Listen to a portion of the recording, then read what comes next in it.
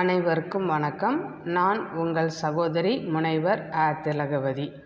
நாம் இன்றைக்கி பார்க்கக்கூடிய பகுதி என்ன அப்படின்னா, தமிழர் மருத்துவம் அப்படிங்கிற பகுதியில் சில மூலிகைகள் பற்றி நம்ம பார்க்கலாம். அதில் குறிப்பிடத்தக்கதாக 3 மூலிகைகளை பற்றி மட்டும் இன்றைக்கி நம்ம பார்க்கலாம்.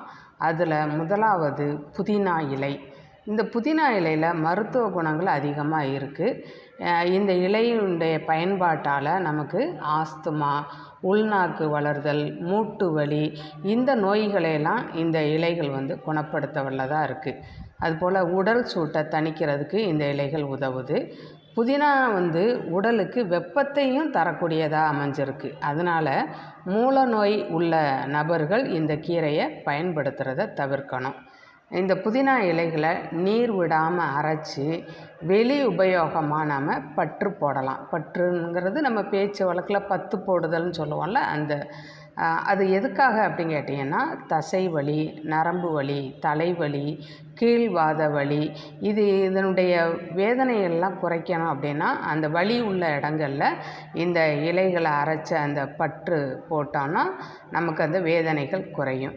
அதுபோல் வெயிலில் இருந்து வேலை செஞ்சுட்டு வீட்டுக்கு களைப்பாக வரக்கூடிய கணவருக்கோ அல்லது பெரியவங்களுக்கோ அல்லது விளையாட்டு மைதானத்தில் விளையாடிட்டு வீட்டுக்கு வரக்கூடிய குழந்தைகளுக்கோ இந்த புதினா நீரை நம்ம கொடுத்தோம் அப்படின்னா உடனடியாக அவங்க உடம்புக்கு புத்துணர்ச்சி கிடைக்கிது அப்படின்னு சொல்கிறாங்க.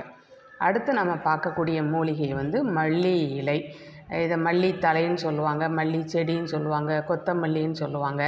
இந்த கொத்தமல்லியினுடைய தண்டு, இலை, வேர், இது எல்லாமே மருத்துவ குணம் கொண்டதாக அமைஞ்சிருக்கு. இந்த கொத்தமல்லி இலையினுடைய அனைத்து பகுதியிலுமே நம்ம உணவுக்கு பயன்படுத்தக்கூடிய வகையில் தான் இருக்குது. இந்த கொத்தமல்லி விதைகளை தனியா அப்படின்னு பெயர் சொல்லி அழைப்பாங்க.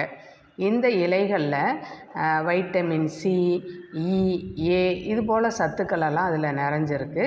இந்த சத்துக்கள் நமக்கு நோய் எதிர்ப்பு சக்தியை அதிகரிக்க உதவுது. வைட்டமின் சி ஆனது இரத்த வெள்ளை அணுக்களை திறம்பட செயல்பட வைக்கிறதுக்கு உதவி செய்யுது. அது மட்டும் இல்லை, இரும்பு சத்தை உறிஞ்சுவதற்கு இது பயன்படுது. அடுத்து நம்ம பார்க்கக்கூடிய மூலிகை என்ன அப்படின்னா கருவேப்பிலை. இது நம்ம உணவில் அதிகமாக பயன்படுத்தக்கூடிய, சமையலுக்கு அதிகமாக பயன்படுத்தக்கூடிய ஒரு மூலிகை.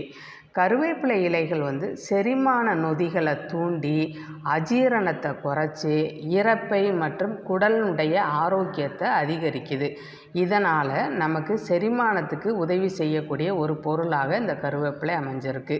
அது மட்டும் அல்ல, இந்த இலைகள் மலச்சிக்கல் மற்றும் வயிற்றுப்போக்கு முதலிய பிரச்சனைகளை போக்குது. இந்த கருவேப்பிலை இலையானது உடலில் இருக்கக்கூடிய நச்சுத்தன்மைகளை எல்லாம் நீக்கி நச்சுக்களை வெளியேற்றுவதன் மூலமாக நம்ம உடம்பில் இருக்கக்கூடிய கல்லீரலுடைய செயல்பாட்டை அதிகரிக்க செய்யுது. அது மட்டும் இல்லை, அந்த செயல்பாட்டை அதிகரிக்க செய்யக்கூடிய ஆக்சிஜன் ஏற்றங்களையும் இந்த இலைகள் கொண்டு இருக்கிறதுனால ஒட்டுமொத்தமாக கல்லீரலோட ஆரோக்கியத்தை இது அதிகரிக்க செய்யுது. அப்படிங்கிற தகவலோடு இந்த பதிவை நாம் நிறைவு செய்து கொள்வோம். மேலும் ஒரு நல்ல தகவலோடு உங்களை சந்திக்கிறேன். அதுவரை நன்றி கூறி விடைபெறுகிறேன். நன்றி, வணக்கம்.